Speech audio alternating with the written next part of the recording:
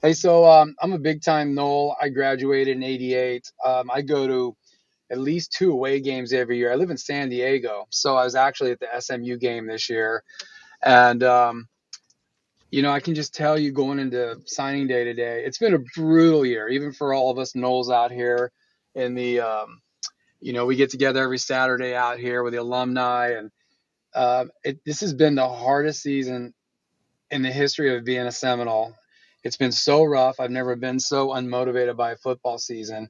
So, with that being said, I am pleasantly surprised with what we accomplished today. I was not even going to watch recruiting, but of course, I got up, 4:30 in the morning here, which is 7:30 East Coast, and saw the list, saw the possible flips, and it's like that girl you dated in college that was a pain in your butt, but you run into her 2 years later and she's like, "You want to have a drink?" I had to sit down, had to see what was going on. And the next thing you know, we get a flip, RMO flips, and then we start trickling in all the various signs, and then, you know, Chromaho hits, of course, we're all holding our breath a little bit, but you could just see the momentum, man. And you know what's funny? This is the best that I've felt in 13 weeks. Been so miserable with this season. I've caught so much grief from all my friends out here in San Diego that know when you're a Seminole, love the fact that we're in misery. And it's been rough, man. And I want to give you credit, man. I watch your show. You have helped me get through this season. You and Richie um, are just spot on. I love your takes. I love your candor. I mean, not that you guys are right 100% of the time, because none of us are as fan or analyst, but for all these people on WarChan and various outlets that are going to rain on this day and say Mike isn't getting it done, he can't recruit, he can't close, the sky is falling. I think this is a good sign, man. I think this Gus Malzahn hire and the hiring of Tony Carter from Nebraska or White. I just think we're in. I just think this is a good sign, TJ. I really think everybody needs to just take a step back and realize I don't think we're going to let Mike fail. I think that Alford is going to do everything he can. They're going to spend the money that they can to right this ship. So I hope everybody takes a breath and just says, you know what? It could have been so much worse. Because I'll finish here, man. Because I know your voice is hurting, but it's your show, and I appreciate you giving me a moment. But I'm telling you, man, I thought it was going to be horrible today. I thought we were going to maybe get 8, 9, 10, 11, 12, three-star kids. I thought Win was gone. I just really didn't know how we were going to land. And so, you know what? Maybe we hit rock bottom. In life, sometimes you hit rock bottom, man. And this is going to make all of us appreciate if Mike can rebuild this and we bring in the right people, it is going to be so freaking sweet to score more than 20 touchdowns in a season. Like we were so spoiled last year, especially Yeah. when Travis was healthy, running off 40 and 50 points, that you took it all for granted coming into the season. And it was rough, man. So look, thank you for my time talking, man. I'm a big time fan of the show. I'll call in again sometime down the road. But thanks for all that you guys do. You and Richie are awesome, and everybody needs to hold their head high, man, because I think this is some good momentum in the direction we need. I'm not going to say and we're going to win 12 games next year, but this feels a lot better than it has at any point this whole season. So thanks. Yeah. No, I appreciate it, man. And hopefully, I'll hopefully you can back it up on YouTube a little bit so you can hear me. Um, saying first of all, thank you for tuning into the show and thanks for being a loyal fan out in California. Like I said, yeah, they got to be giving you a lot of crap out there. Although all their teams out there stink too. Like saying, like their teams suck this year too. So UCLA and USC and all them. So, but yeah, no, I mean you're completely right. Like I did not even we had no plans today. We had no pre-records ready. I mean, we knew like we would flip somebody. Like I felt pretty good about the Arnaud kid. Like we knew there would be a couple of commits and a couple of flips, the USF kid and all this stuff, but I didn't really care. I had nothing planned for today. I didn't plan to go live tonight. We thought we'd lose Win. There was a little optimism around that. Knew we'd lose Thomas. I mean, LSU people had been telling me for 2 weeks he had already said that he was going there.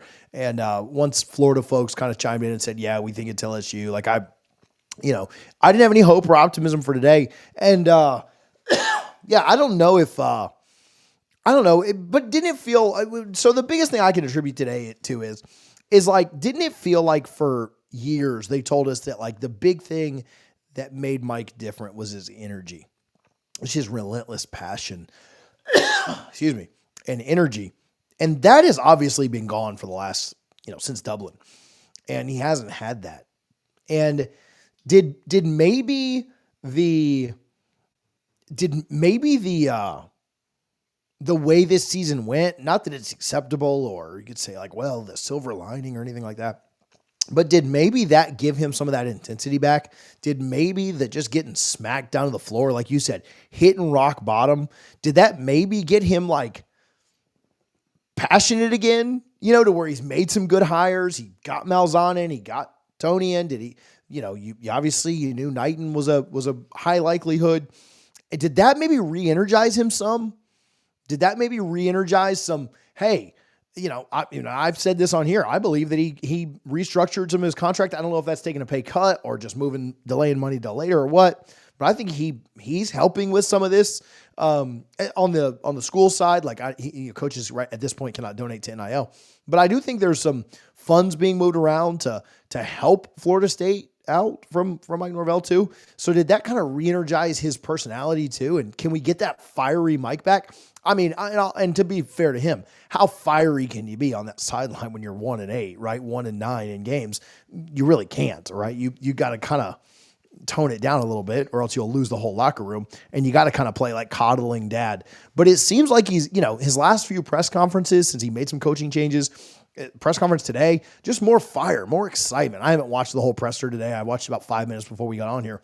But yeah, it feels a little bit different. It feels like positive momentum trending back in the right way. I mean, this might end up being like his second best class at Florida State. And we won 2 games. Like obviously last year you finished like 10 or 11 depending on which, site you're looking at the rankings. The year before that, winning 10 games, you finished 19th. Like there's no reason you can't be up there around 20 this year. And if he finishes between 20 and 25 this year after winning 2 games, yeah, that's pretty damn impressive, right? Like, is it Florida State standard? Is it acceptable to finish 25th in recruiting? No, absolutely not. But considering where things were just 3 days ago, where things were middle of this season, where things we thought they'd be, if you don't flip Chroma and you don't flip Gelsey and you don't, who was the other, I know about Arnaud, but you flipped Chroma, you flipped Gelsey, and you flipped, who am I missing there, Harlan? Who was the last one that I'm not remembering the name? But anyway, you flipped a few guys there late. I mean, if not for that, and then you win, man, I think you're looking at a much different mood today. Obviously, we're not even on here talking. And so, yeah, Boggs from UCF, which obviously had a lot to do with Malzahn. I mean, you don't flip 3 of those guys over. Man, we're talking about a much different feeling. You win, you're probably in the 40s right now. Somebody go do the class calculator and tell me. It ain't good. So, yeah, I mean, I'm with you. I'm not predicting 12 wins next year. I'm not saying that we're back. I'm not even saying that I think Mike is absolutely turning this thing around. I feel a lot better about it right now than I did a week ago. I feel a lot better than I did about it on Sunday, coming off the UF game. I do think the way they played in the UF game was kind of impressive. I know the fumbles. I know the sacks. I know they still lost by 20. I thought the fight was pretty good. I thought Mike's fire after the game was good. I thought him getting passionate about all that stuff was good. I thought the way that he worked his butt off these last 3 days. I don't know if this is a hot take or not. It felt like Florida State's cared more about recruiting the last 3 days than they have in the last 3 years under Mike Norvell. They closed better today than they've ever closed before in recruiting. Now you got to take that to the portal, right? Now you got to take that and you got to take that to the portal.